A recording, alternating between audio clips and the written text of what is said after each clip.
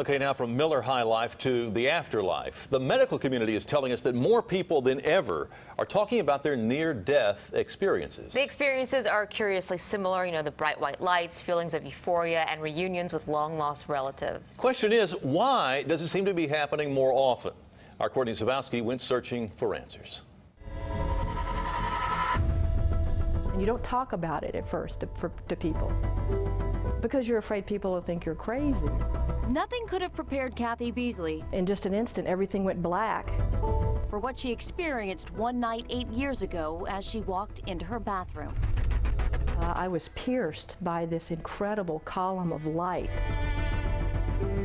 that was filling me with love. At the time, the Bel Air woman was facing surgery for a brain tumor. And then I was almost like lifted to another room, a white room. There were these spheres of light that just whirled around.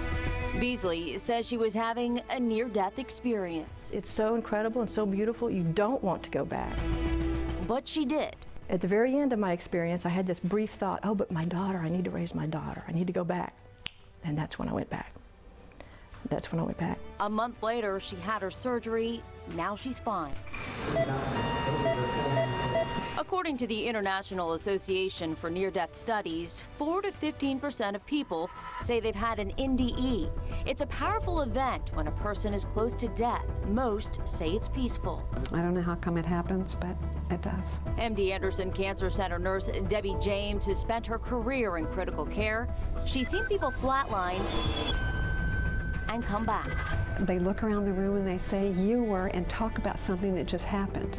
They were dead, but they were watching the resuscitation. So they were watching it from up, over, wherever it might be, telling you incredibly accurate things about the resuscitation. But this place with the bright light, according to some skeptics, is a trick of the mind. Some scientists say it's caused by a lack of oxygen in the brain.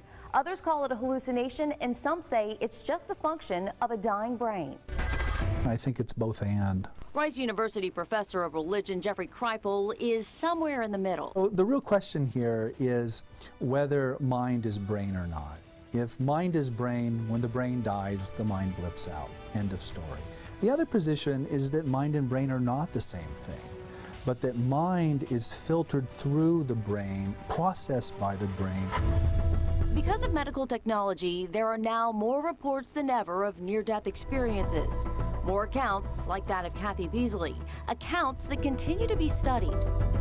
I can't say anything, that'll make anybody believe that what I had was an NDE. All I know is that I was there, I experienced it, it was beautiful, it was healing. Courtney Zawowski, KHOU 11 News.